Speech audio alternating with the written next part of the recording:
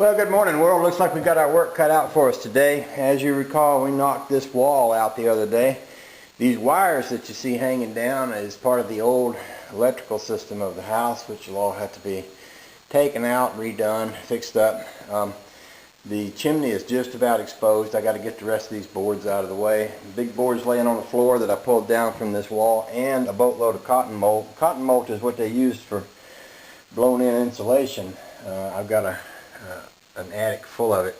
I've also got some pretty funky stuff going on up here. I think that whoever owned this place before maybe pulled down the old ceiling for one reason or another and then stuck up this funky looking fiberboard stuff.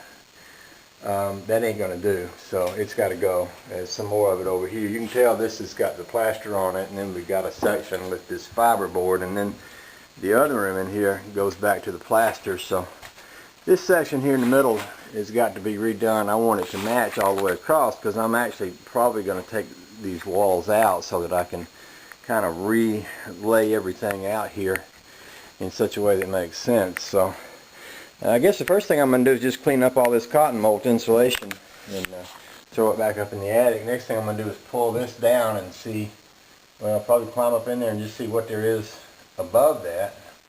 See what's going to fall out on my head when I do pull it down. It looks very much like there's nothing up there but fiberboard and insulation, which means I need to pull it all down and then recreate a structure up in there to attach some sheetrock to, and then put everything back in place. So I guess my first job is clean up. I'll get busy doing that, and then we'll work from there. By the way, I should give credit to Trish. I don't know how many of you remember what a big mess we had here the other day after we tore this wall out, but next day I went to work. When I came back home, she'd come over and cleaned all this up. Look at this.